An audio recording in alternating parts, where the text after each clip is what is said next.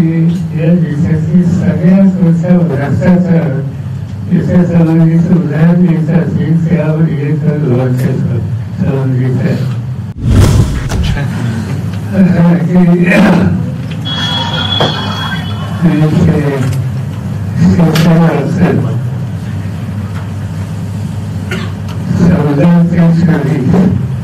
या 10 वर्षामध्ये तपासणी केली तर ह्या शेती संबंधीचे प्रश्न वाढले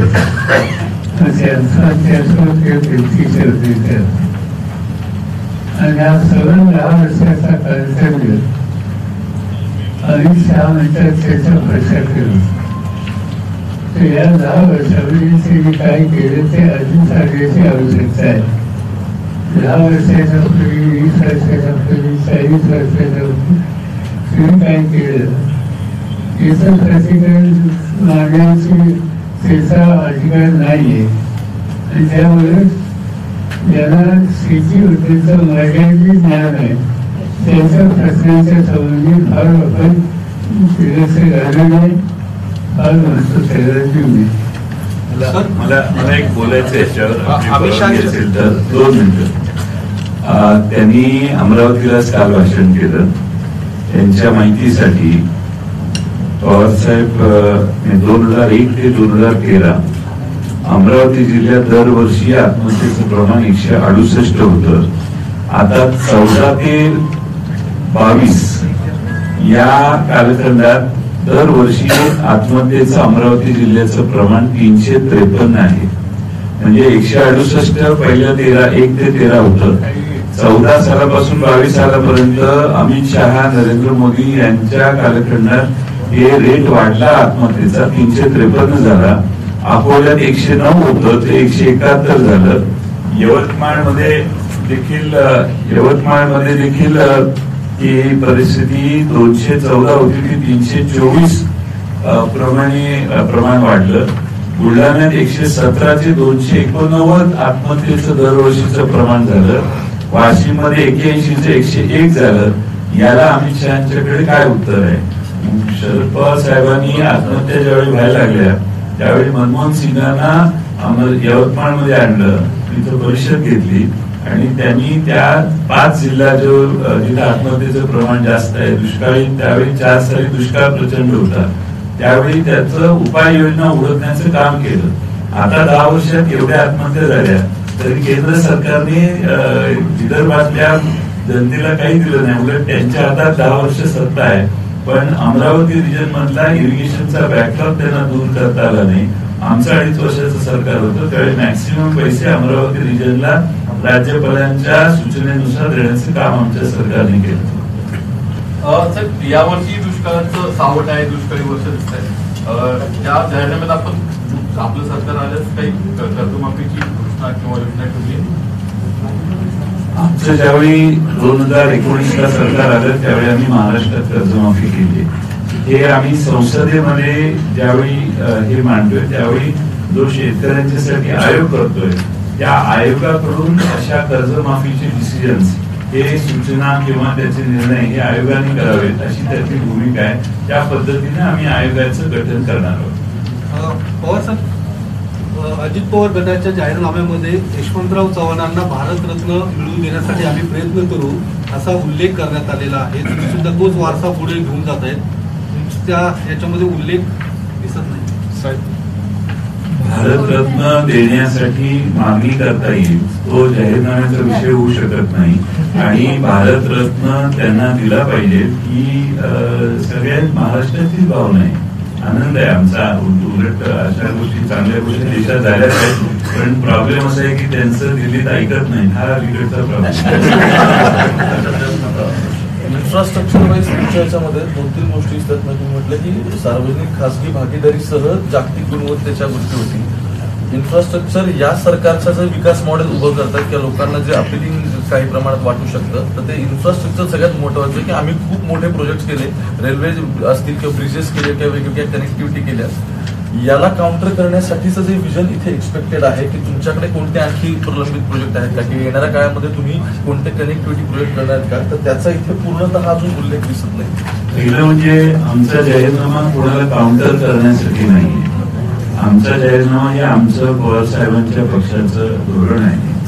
इन्फ्रास्ट्रक्चर मध्ये आम्ही वर्ल्ड क्लास इन्फ्रास्ट्रक्चर आणू, पब्लिक ट्रान्सपोर्टेशन इम्प्रूव्ह करू, कार्बन फुटप्रिंट तुम्ही ते वाचा, ते आहे इन्फ्रास्ट्रक्चरचं चॅप्टर. अर्बन इन्फ्रास्ट्रक्चर एनहान्समेंट मध्ये water supply, sewage, waste management आणि पब्लिक स्पेसेस मध्ये सुधारणा करू, रिन्युएबल एनर्जीला प्राधान्य देऊ, डिजिटल इन्फ्रास्ट्रक्चर डिजिटल गॅप जी आहे ती ब्रिज करण्यासाठी वापरू. अशा बऱ्याच गोष्टी सुचवलेल्या आहेत आपण, ज्या खरं म्हणजे नागरिकांच्या गरजेच्या आहेत.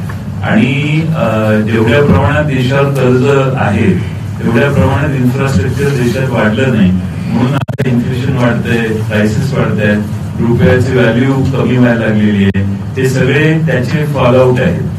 तुम्ही आता मगाशी म्हटलं की कंत्राटी भरती तुम्ही रद्द करणार आहात, म्हणजे गेल्या बऱ्याच दिवसापासूनचा हा मुद्दा होता की सरकार वेगवेगळ्या हॉस्पिटॅलिटीपासून वेगवेगळ््या असेल तिथे कंत्राटी भरती करते आणि काही स्पेसिफिक लोकांना फेवर करते.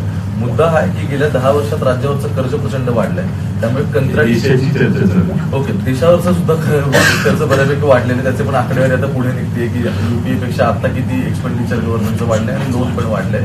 अशा वेळी कंत्राटी भरती हा सत्ताधाऱ्यांना एक सोपा मार्ग वाटतो की जेणेकरून इझिली गोष्टी अवेलेबल होतात. एखाद्या व्यक्तीला पूर्ण वेळ सरकारी कर्मचारी करायचं म्हटल्यानंतर त्याला पूर्ण आयुष्यभर पोसावं लागतं. तर मग एकीकडे अर्थव्यवस्था मॅनेज करणं आणि दुसरीकडे कंत्राटी भरती रद्द करणं, या दोन गोष्टींचा मिलान नक्की तुम्ही कसं काढू शकता? तुमचा प्रश्न फार चांगला आहे. तर या देशात सध्याच्या सरकारने 205 लाख कोटी पर्यंतचं कर्ज, 210 लाख कोटी पर्यंत कर्ज केलेलं आहे. इंटरनॅशनल मॉनिटरी फंडाने देखील ऍडवाइस केले आता कर्ज वाढवण्याचं जरा कमी करा, नाही तर श्रीलंकेसारखी तुमची परिस्थिती होईल. आता प्रश्न असा आहे की मला असं वाटतं की भारतीय जनता पक्ष जर सत्तेत आला तर हे 18% जीएसटी आणखीन वाढवण्याची देखील शक्यता आहे, कारण त्यांना कर्ज फेडायचं. या देशामध्ये सगळ्यात मोठं हिच असं आहे की सर्वधर्म समावेशक हे जर आमचा फेस या देशात आम्ही टिकवू शकलो तर या देशात गुंतवणूक वाढेल, गुंतवणूक वाढली तर रोजगार वाढेल, रोजगार वाढला तर विशेष सायकल मधून देश बाहेर येऊ शकेल आणि हे जे अर्थव्यवस्थेचं जे चक्र आहे ते आम्ही ब्रेक करू शकू. याच्यासाठी सगळ्यात जास्त म्हणजे इन्व्हेस्टमेंट आली पाहिजे. ज्या देशात विशेषतः अफगाणिस्तान, पाकिस्तान, इराण इथं कोणी गुंतवणुकीला जातं का? कारण ते एका बाजूला कललेले देश आहेत. पण या देशात सर्व धर्म समावेशकता ही या देशात पुरोगामी विचाराने टिकून ठेवली, म्हणून आजपर्यंत गुंतवणूक येत होती. आता गुंतवणुकीचं प्रमाण कमी व्हायला लागले, ते वाढवलं आम्ही. तर मला वाटतं या सगळ्यांवर उपाय पाटील पवार साहेबांना प्रश्न आहे, काँग्रेसच्या जाहीरनाम्याचा विषय आहे. पंतप्रधान मोदींनी राजस्थानमध्ये टीका केली, मुसलमानांना संपत्ती देणार, मंगळसूत्राचा विषय असेल. काँग्रेसनं निवडणूक आयोगाकडे तक्रार केलेली, 11,000 तक्रारी निवडणूक आयोगाकडे मोदींच्या भाषणाविषयी झालेल्या आहेत. आपण याकडे कसं पाहता आणि जो खोटा प्रचार मोदींकडनं भाजपकडनं काँग्रेसच्या जाहीरनाम्यावर होतोय, काँग्रेस कमी पडते का त्याचा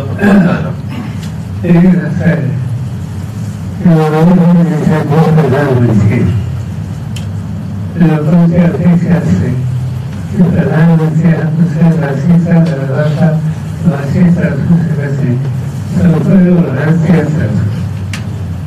आणि अलीकडे त्यांनी जे काही भाषण केलं आणि समाजाच्या अल्पसंख्याकांच्या बाबतीत एक वेगळी भूमिका मांडण्याचा प्रयत्न केला. मला त्यांचं ते भाषण वाचल्यानंतर धक्का बसला की प्रधानमंत्री असं कसं बोलू शकतो? प्रधानमंत्री हा देशाचा आहे का एका विशिष्ट वर्गाचा आहे? आणि एकंदरीत त्यांचा या समाजाचा दृष्टिकोन हा चिंताजनक आहे.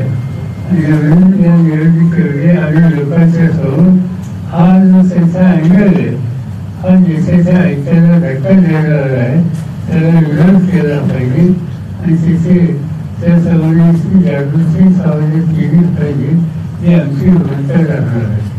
आंतरराष्ट्रीय पातळीवर याचा परिणाम होतोय, गुंतवणूक किंवा उद्योजक किंवा देशाची प्रतिमा होतोच आहे. आंतरराष्ट्रीय पातळीवर आता ते काही क्षेत्र केलं म्हणजे अमेरिकेपासून अनेक देशांनी त्या सर्वांची वेगळी आणि तीव्र म्हणजे आपल्या अंतर्गत कशाला सुद्धा जगाला हस्तक्षेप करण्याच्या सर्वांची संधी प्रधानमंत्र्यांच्या एका भाषणानं झाली. बहुत वापिस सवाल है, एक कांग्रेस के रिगार्डिंग सवाल है कि इलेक्ट्रल बॉन्ड का मुद्दा इलेक्शन में काफी हर जगह दिख रहा है कि erectile bond it could be largest corruption in India अभी तक का कह सकते हैं. ऐसे सब चर्चा चालू है कि जब राहुल गांधी सोलापुर में आते हैं तो बोल रहे हैं कि जब जैसे सड़क पे गुंडे फिरौती मांगते हैं एक दूसरे से, उसी तरह का इस सरकार का क्या स्कैम दिख रहा है. तो आप इसको किस तरह से देखकर आपकी राय क्या है?